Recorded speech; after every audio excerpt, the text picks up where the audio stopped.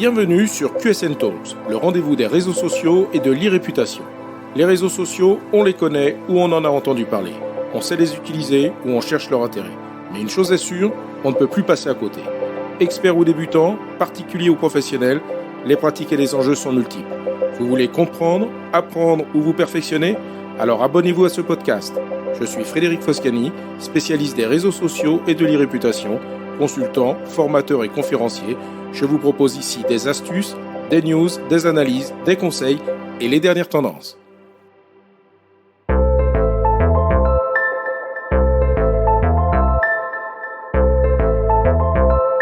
Bonjour. La modération des contenus sur les réseaux sociaux par les plateformes est un sujet qui revient régulièrement à la une. Dès le mois de décembre 2020, la Commission européenne se préparait à vouloir réguler les pratiques de modération au travers d'un Digital Services Act, globalement destiné à responsabiliser les plateformes. En France, la loi Avia, qui voulait statuer sur le sujet de la modération des contenus, avait été en grande partie censurée par le Conseil constitutionnel à l'été 2020 pour, je cite, non-compatibilité avec la liberté d'expression. C'est désormais une loi contre le séparatisme dont il faut parler, consacrée à la lutte contre la haine en ligne. Si le législateur veut imposer plus de transparence aux plateformes pour modérer certains contenus et comportements, qu'en est-il des pratiques opaques mises en place par les plateformes concernant un autre type de modération qui porte sur des aspects qui ne sont pas reconnus officiellement? Je veux parler du principe de shadowban. Le shadowban consiste à ce que des publications soient rendues invisibles sans que l'auteur n'ait fait l'objet d'un bannissement ou d'une notification officielle. Cette pratique officieuse est, selon moi, source d'inégalité et représente une réelle atteinte à la liberté d'expression. À l'origine, ce principe était destiné à lutter contre les spams, les robots et les faux comptes en leur permettant de continuer à agir tout en limitant leur visibilité exclusivement à leur communauté sans qu'ils en soient informés. Mais les pratiques des plateformes ne se limitent plus depuis longtemps aux seuls spammers et nombre de plateformes intègrent ce principe non officiellement dans leurs algorithmes de visibilité et de modération. On recense 4 situations de shadowban. Lorsqu'un nom d'utilisateur ou un hashtag n'apparaissent pas dans les suggestions de recherche, lorsque l'on constate une forte diminution de l'engagement, lorsque l'on rencontre un blocage de certaines fonctionnalités et enfin l'interdiction temporaire d'utiliser son compte. Faisons donc un point sur les pratiques des principales plateformes sociales. Tout d'abord, qu'en est-il de Twitter et de la pratique de shadowban? En 2018, sur son blog, Twitter affirmait ne pas délibérément masquer des contenus et en particulier des contenus politiques ou idéologiques. Cependant, Twitter reconnaissait classer les tweets et les résultats de recherche pour pénaliser certains comptes, ce qui revient donc à faire du shadowban en réduisant la visibilité de contenus ou de comptes. Alors comment éviter d'être pénalisé par Twitter? Tout d'abord, confirmer son email, mettre une photo de profil, faire attention au type de profil que vous suivez et que vous retweetez, faire attention aussi au type de profil qui vous suivent et vous retweetent, éviter de spammer, éviter la promotion excessive pour ne pas se faire bloquer par d'autres utilisateurs et éviter les comportements agressifs. Comment savoir si vous faites l'objet de shadowban sur Twitter? Il est en fait très difficile de le savoir avec exactitude. Le site shadowban.eu prétend lui pouvoir le détecter. Essayez-le. Parlons maintenant de Facebook et du shadowban. En principe, le contenu qui enfreint les règles communautaires de Facebook sera retiré du site, tandis que d'autres contenus indésirables comme les informations trompeuses seront moins visibles ou porteront une étiquette d'avertissement. Un indice, si Facebook diminue constamment la visibilité de vos publications, c'est que vous faites certainement l'objet de shadowban. Comment éviter d'être pénalisé par Facebook? Éviter de partager des liens vers des informations fausses ou trompeuses. Éviter également les pratiques de type clickbait ou appât à clic technique visant à maximiser abusivement le nombre de clics. LinkedIn, réseau social professionnel, a-t-il également recours au shadowban? Comme tous les réseaux sociaux, LinkedIn dispose de politiques communautaires que tous les membres doivent suivre pour éviter les problèmes. La boîte noire sur le fonctionnement de l'algorithme de gestion de visibilité des contenus reste confidentielle, mais l'existence d'un tel algorithme est notoire pour limiter la visibilité ou supprimer tout simplement des contenus sans en informer son auteur. Alors comment éviter d'être pénalisé par LinkedIn? Éviter le harcèlement, éviter l'agressivité et s'assurer de l'engagement suscité par ces publications. YouTube, la plateforme de vidéo, est-elle également concernée? Fin 2020, YouTube s'est fait remarquer en bloquant les recherches concernant la chaîne d'un célèbre YouTuber spécialisé dans les jeux vidéo. La réponse officielle de YouTube? YouTube ne fait pas de shadowban. ban. Il est possible que la vidéo ait été signalée par nos systèmes comme potentiellement violente et qu'elles doivent être examinées afin de faire l'objet d'une recherche. En d'autres termes, on peut aussi être banni sur YouTube. Le shadow ban est-il possible sur TikTok, la plateforme préférée des jeunes? Comme toutes les autres plateformes, TikTok utilise des algorithmes pour privilégier certains contenus mais ne reconnaît pas officiellement pratiquer le shadow ban. Terminons par Instagram. En février 2020, Adam Mosseri, CEO d'Instagram, répondait sur le sujet « Shadow banning is not a thing ». Excusez mon accent, mais vous aurez compris le sens de sa formule. Et pourtant, Instagram avait dû s'excuser publiquement pour avoir masqué les publications de pole dancers diffusées à l'occasion d'un festival lors de l'utilisation de hashtags spécifiques tels que pole fitness. La parole du CEO d'Instagram n'est donc pas plus crédible que celle du CEO de Twitter ou d'autres, puisque tous tiennent le même discours officiel alors que les faits prouvent le contraire. L'algorithme d'Instagram, toujours lui, supprimera certains contenus ou réduira leur visibilité s'ils sont considérés comme inappropriés, même s'ils ne vont pas à l'encontre des directives communautaires de l'application. C'est donc la preuve qu'Instagram, comme les autres plateformes, décide unilatéralement des contenus qu'il choisit de supprimer, en plus des raisons qui justifient le blocage d'un compte, comme le précisent les conditions officielles d'utilisation de la plateforme. Parmi ces causes officielles, on trouve par exemple le partage de photos ou de vidéos pour lesquelles vous n'avez pas les droits, publier des photos ou des vidéos qui contiennent de la nudité dite explicite, le recours à des outils d'automatisation de commentaires, de likes, de suivi ou de partage, les pratiques de spam à des fins commerciales, participer à des groupes haineux, faire de la publicité pour des services sexuels, l'achat et la vente d'armes à feu et de drogue, faire preuve d'un comportement agressif ou bien encore poster des contenus qui glorifient l'automutilation. Si la plupart de ces raisons semblent pouvoir justifier la suppression de contenu, de nombreuses situations basées notamment sur l'utilisation de certains hashtags n'entrent absolument pas dans le cadre de ces critères. Pour connaître les hashtags bloqués sur Instagram, allez dans la zone Explorer puis tapez le hashtag recherché dans la barre de recherche. Faites le test avec le hashtag avant-après. Vous obtiendrez en retour un message d'information précisant, je cite, « Nous avons masqué les publications comportant le hashtag avant-après pour protéger notre communauté en raison de contenus encourageant un comportement dangereux. » L'objectif était d'éviter la prolifération de photos faisant la promotion de régimes pouvant inciter à des comportements dangereux pour la santé. Intention louable, mais rien n'interdit ces contenus dans les conditions d'utilisation. D'autre part, quelle est la réelle efficacité de cette modération si elle se base uniquement sur un hashtag alors que la même publication sans ce hashtag ne verra pas sa visibilité diminuer? D'ailleurs, quelle est la logique lorsque pendant de nombreux mois on pouvait constater le blocage du hashtag avant-après sans accent sur le E alors que le même hashtag avec accent ne subissait pas les foudres d'Instagram? Quelques conseils maintenant pour éviter le shadow banning sur Instagram. Ne pas utiliser de hashtag banni, bien évidemment. Vérifiez donc vos hashtags avant de les utiliser. Supprimez les hashtags bannis de vos anciens posts. Ne mettez pas systématiquement 30 hashtags sur vos posts. Ça vous évitera d'être considéré comme spammer. De toute façon, les études récentes montrent que se contenter de 6 à 10 hashtags sur Instagram génère plus d'engagement. Autre conseil, n'utilisez pas toujours uniquement les mêmes hashtags pour ne pas être assimilé à un robot. Et enfin, évitez d'intégrer des pods. Ces groupes où les membres s'auto-like systématiquement à chaque publication pour forcer l'algorithme de visibilité. Ces pods sont désormais détectés et pénalisés. Certains hashtags peuvent aussi être interdits temporairement et d'autres définitivement. L'utilisation d'un hashtag interdit par Instagram rendra inefficace tous les autres hashtags de votre publication. Il est donc important de vérifier régulièrement la validité des hashtags choisis. Que faut-il retenir de cette pratique officieuse de bannissement de la part des réseaux sociaux? Bien sûr, chaque réseau social possède ses propres conditions générales d'utilisation. Celles-ci précisent les pratiques à éviter pouvant justifier le blocage ou la suppression définitive d'un compte. Et c'est sur l'application du non-respect de ces règlements que les différentes plateformes ont d'ailleurs justifié la fermeture des profils sociaux de Donald Trump. Toutefois, le principe du shadow ban reste une pratique qui n'est pas officiellement reconnue et n'est donc pas mentionnée dans les conditions générales d'utilisation des plateformes. Et c'est cela qui, selon moi, pose problème. Cette absence de transparence sur des règles uniquement subjectives et imposées sans que les utilisateurs puissent en avoir connaissance représente un réel risque pour la liberté d'expression et peut être qualifié de censure. Si le législateur veut imposer un cadre plus strict aux plateformes concernant les principes de modération, comme je le précisais dans mon introduction, il est primordial d'y intégrer la gestion des algorithmes et les pratiques de type shadow ban. L'absence de transparence sur ce sujet génère des abus et des dérapages, à mon sens inadmissibles, concernant encore une fois la liberté d'expression. Le contrôle des algorithmes devrait être effectué par des organismes tiers et impartiaux et leurs règles de fonctionnement devraient être accessibles en toute transparence. Cela éviterait par exemple qu'une plateforme comme Instagram bannisse des publications pour la seule raison d'y inclure le hashtag d'un concurrent, tel Snapchat.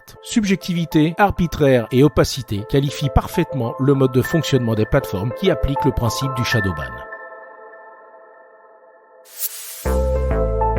Cet épisode vous a intéressé? Alors abonnez-vous pour ne pas rater la suite. Et n'hésitez pas à donner 5 étoiles au podcast sur Apple Podcast et à le partager sur vos réseaux sociaux préférés. Ça fait toujours plaisir. Ce podcast est rendu possible par QSN Digital, l'agence que j'ai fondée pour conseiller, accompagner et former les professionnels, entreprises, dirigeants et personnalités à définir et gérer leur stratégie de présence sur les réseaux sociaux et leur e-réputation. Vous avez des problématiques de visibilité, d'image, de veille, de recrutement et de relations clients? Vous souhaitez développer votre marque employeur? Vous voudriez faire de vos collaborateurs des ambassadeurs? Contactez donc QSN Digital pour demander votre coach social media. Je me ferai un plaisir d'échanger avec vous. Pour me trouver, rien de plus simple, demandez à Google ou à vos réseaux sociaux.